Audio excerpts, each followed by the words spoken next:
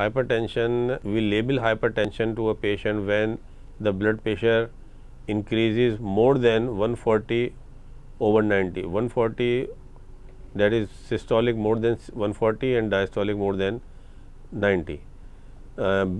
Below this, it is almost normal. The normal level is 120/80, and 120 to 130 is pre-hypertension and hypertension level. And the stage 1 and stage 2 hypertension ranges from 141 to 160, 159 stage 1, and more than 160 to 180, this is stage 2. So these are the basically criteria for the hypertension. Basically it is asymptomatic more or less in 90% of the cases, and some patient may get sign and symptom of hypertension like headache. Basically post cervical and cervical headache in the early morning is a cardinal symptom of severe hypertension.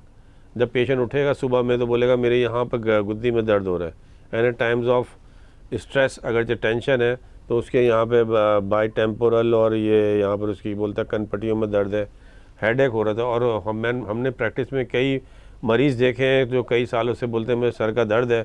ये मेरे एक first cousin के साथ भी हुआ कि वो कई सालों से उसको हाइपरटेंशन था, वो पता नहीं था, वो बस वो एनसेट खाता रहता था, एनसेट से उसको फ़ायदा होता था और बाद में वो डायग्नोज हुआ एज अ रीनल फेलियर। तो बेसिकली ये जो है ना हाइपरटेंशन जो है इसके जानना बड़ा ज़रूरी है। और मैं अपनी एक कोड करूँगा, एक अपनी मिसाल है अपने एक प्रोफेसर की। तो मैं उनके साथ होता था सिविल में long back 10 to 15 year back. मैं उनके ऑफिस में गया एक दिन, तो वो कहने लगे यार सुहेल मेरा बीपी चेक करें। मैंने कहा क्या हुआ सर? कहने लगे नहीं यार मुझे माइल्ड सा हाइपरटेंशन है, मेरे दर्द हो रहा है सर में। तो मैंने उनके सर का बीपी चेक करा तो सर का बीपी था 120/80। मैंने कहा सर आपका तो नॉर्मल है। कहने लगे नहीं बेटा मैं अपने चेक रखता हूँ, ज़रा सा भी हाइपरटेंशन पता नहीं चलता, हेडेक हो रहा है, चलो ये कोई और वजह होगी, मगर मैं एंटी हाइपरटेंसिव एक माइल्ड से लेता हूँ। तो मसला ये है जिन लोगों को अवेयरनेस होती है तो इसका चेकअप तो बड़ा ज़रूरी है, और हमारी पब्लिक में ये रिवाज ही नहीं है, ना वो रीत है। वो सोचते हैं कि यार इसको चेक नहीं करो। आप शुरू के अंदर तो मैंने जब जिन लोगों को समझाया है, जब मेरे पास पहली विज़िट में आते हैं मैं उनको कहता हूँ देखें it is a life long disease, आप खाना छोड़ देना मगर इस गोली को ना छोड़ना। तो मगर लोगों को ये समझ में नहीं आती है, बोलते हैं यार अच्छा एक मिथ ये बैठा हुआ है, कुछ जीपीज़ के पास जाते हैं, कुछ दिन वो बीपी कंट्रोल होता है 120/80 हो जाता है और वो छोड़ देते हैं 4-5 दिन, तो उनका बीपी उसके अफेक्ट की वजह से चलता रहता है।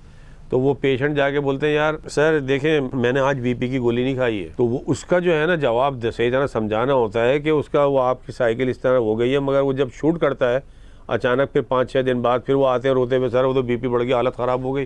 तो मसला ये है कि सबसे पहले पेशेंट को ये समझना चाहिए कि हमें ये ज़िंदगी भर दवाई खानी है, बीपी रेगुलर चेक में रखना है। और इसके जो है ना सिम्टम तो मैंने सिर्फ एक बताया अभी, हेडेक के अलावा पैल्पिटेशन, दिल की धड़कन का तेज़ हो जाना, कम हो जाना, या सांस होना, दम घुटना, एक्सर्शनल चलते में हो जाना या बैठे बिठाए हो जाना, या फिर ये कि हाथ पैर कभी कभार सुन हो जाते हैं। फिर इसके सिम्टम्स ये होते हैं अगर जो टारगेट ऑर्गन डैमेज हो जाए। हाइपरटेंशन को ट्रीट करना क्यों ज़रूरी है? वो इस वजह ज़रूरी है कि जितने अहम अज़ा हैं बॉडी में like kidneys, heart, blood vessels, दिमाग, आँखें, इन पे इसके कॉम्प्लिकेशन आती हैं ज़्यादा। अगरचे आपका हाइपरटेंशन आपने कंट्रोल नहीं कर रहा है और आपका क्या नाम है ये दरअसल हाइपरटेंशन की वजह से जो आपकी ब्लड वेसल्स हैं उसकी इंटरनल सबसे लेयर जो है इनर, जिसको हम इंटीमा कहते हैं, तो इंटीमल उसकी थिकनिंग होने लगती है। वहाँ पे फैट और कोलेस्ट्रॉल और आपका क्या नाम है ये कैल्शियम डिपॉजिट होता है, जिसकी वजह से उसका ल्यूमेन, उसका पाइपलाइन के जो होल जो है वो कम हो जाता है, जिसकी वजह से ब्लड सप्लाई मुतासिर होती है। और फिर उसकी वजह से कभी कभार आपको इस्कीमिक इन्फेक्शन होते हैं कि ब्लड सप्लाई नहीं मिल गई, वो ऑर्गन डेड हो गया। और वो ऑर्गन जब डेड हो जाता है उसका फंक्शन ख़त्म हो जाता है, जिसको स्ट्रोक बोलते हैं। अगर दिमाग में हो जाए, आँख में हो जाए, तो फिर आपके अंधापन, the commonest cause of blindness in the world is diabetes and hypertension. Diabetes first है, डायबिटीज़ की अलग वजूहात है, मगर हाइपरटेंशन में यही होता है कि वो ब्लड वेसल्स नैरो हो जाती है अंदर से थिकनिंग की वजह से, और बाज़ औक़ात वो बर्स्ट भी हो जाती है हाई प्रेशर की वजह से। इसी तरह किडनीज़ के अंदर ये है कि जब आपके हाइपरटेंशन की वजह से किडनीज़ मुतासिर होती हैं तो आपका क्या नाम है ब्लड प्रेशर और मज़ीद बढ़ने लगता है, इंक्रीज़ वो इंटेंसिटी के साथ बढ़ता है, और फिर आपका यूरिन आउटपुट कम होता है, और फिर वो यूरिया क्रिएटिनिन बढ़ता है, जो कि एक दूसरी मेडिकल इमरजेंसीज़ है। तो ये तो उसके कुछ सिम्टम्स हैं। अच्छा, इसकी कॉजेज़ जो हैं, जैसे हाइपरटेंशन की एक तो प्राइमरी कॉज है जिसको इडियोपैथिक बोलते हैं। 95% of the cases there is no etiological cause. वो प्राइमरी हाइपरटेंशन वो जो होता है, इसमें कॉज पता नहीं होती, और वो मोस्टली क्या नाम है हर पेशेंट में वो होता है 95% में पॉपुलेशन में। कुछ सेकेंडरी कॉजेज़ हैं, वो यंग पेशेंट में होती हैं जिनकी एज कम होती है।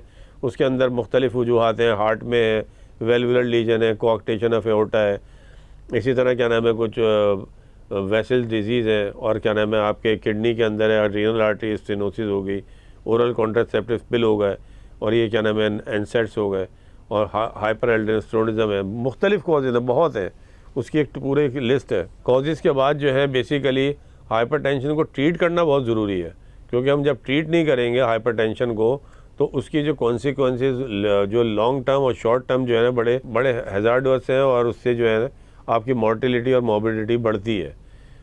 तो जिन कंट्रीज़ में उसको कंट्रोल करा है तो वहाँ पर मॉर्बिडिटी मॉर्टिलिटी कम हो गई, और वहाँ पर लोग जो है ना आराम से 80-90 साल तक गुजारते हैं। मगर हमारे यहाँ इतनी इग्नोरेंस है और लोगों को नॉलेज नहीं है, जहालत है कि वो यहाँ पर लाइफ जो एक्सपेक्टेंसी रेट है वो खातिर खा डिग्रीज़ है, और मेन मॉर्बिडिटी और मॉर्टिलिटी की कॉजेज़ ही दो मेन डिजीज़ हैं, ब्लड प्रेशर एंड शुगर, और इसी को लोग कंट्रोल नहीं करते। और साथ साथ ये होता है जब ब्लड प्रेशर एंड शुगर होती है तो उन लोगों को कोलेस्ट्रॉल भी होती है। ये तीनों डिजीज़ इंटरमिंगल्ड हैं, और इन सब का कनेक्शन एक दूसरे से है, और आउटकम फिर इनका एंड जो होता है वो जाकर या तो हार्ट अटैक में होता है, हार्ट फेलियर में होता है, स्ट्रोक में होता है।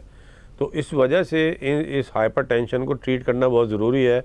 और हाइपरटेंशन बेसिकली है क्या, होता किस तरह है, इसकी पैथोफिजियोलॉजी में ये है कि आपका यह हार्ट है, इसमें जो ब्लड आया, अब इसको इसके दो फेज़ होते हैं, सिस्टली एंड डायस्टली। सिस्टली के अंदर जो है ना कॉन्ट्रैक्ट करता है हार्ट, और सारा ब्लड जो है ना एक्सपेल कर देता है टू द पेरिफेरी। तो अब जब हार्ट कॉन्ट्रैक्ट करता है, जितना ब्लड निकलता है उसको पर मिनट जो उसको कहते हैं स्ट्रोक वॉल्यूम, और बाद में जो पूरा कार्डियक आउटपुट पर मिनट जो होता है, वो पूरा ब्लड जिसको कहते हैं कार्डियक आउटपुट के दिल का आउटपुट कितना है, वो ब्लड जो जा रहा है। अब वो ब्लड जो जाता है वो जारी बात है पाइपलाइन जो वो आर्टरीज़ हैं उनमें अगरचे पेरिफेरल रेजिस्टेंस ज़्यादा है तो फिर वो इसकी वजह से है ना, वो अगर जाने में रुकावट हो रही है तो फिर ब्लड प्रेशर और बढ़ता है। कार्डियक आउटपुट अगरचे आपका बहुत ज़्यादा है, उसकी वजह से हाइपरटेंशन होता है। दो वजूहत हैं, या तो कार्डियक आउटपुट ज़्यादा हो या पेरिफेरल रेजिस्टेंस जिसके अगेंस्ट आपका ब्लड फ्लो हो रहा है। अगर जो वो ज़्यादा है तो इसकी वजह से आपका ब्लड प्रेशर बढ़ता है। तो दो तरह की ड्रग्स होती हैं बेसिकली, या आपकी दिल की धड़कन ज़्यादा है तो दिल को ज़्यादा पंप करना पड़ रहा है, तो ये 3-4 किस्म की दवाएं मैं आपको मुख्तसरन बता रहा हूँ। या अब जैसे कि कार्डियक आउटपुट ज़्यादा है तो कार्डियक आउटपुट कम करने की दवाएं डायूरेटिक्स, पेशाब आवर दवाएं। अब ऐसे मरीज़ों को पेशाब आवर दवाएं देते हैं जो क्या नाम है थायराइड टाइप ऑफ डायूरेटिक है। वो किसी को सिस्टोलिक हाइपरटेंशन है, एल्डरली में the drug of choice is indapamide जो नेटलिक एसआर के नाम से है, या कोई भी थायराइड डायूरेटिक आप दे दें, क्लोरोडाइजो पेरोक्साइड ये है। या फिर आप क्या नाम है पेरिफेरल रेजिस्टेंस ज़्यादा है जिसके लिए आइडियल ड्रग्स आपको पता है एस इनहिबिटर है और क्या नाम है ARBs है, वो आपका पेरिफेरल रेजिस्टेंस कम करती हैं, तो इससे BP मैनेज हो जाता है, लो हो जाता है, खातिर खा बेहतर हो जाता है, ऑप्टिमल हो जाता है। इसी तरह CCB भी यही करते हैं, वो पेरिफेरल वेजोडायलेटर है, और आपके हार्ट रेट को कंट्रोल करने के लिए बीटा ब्लॉकर है।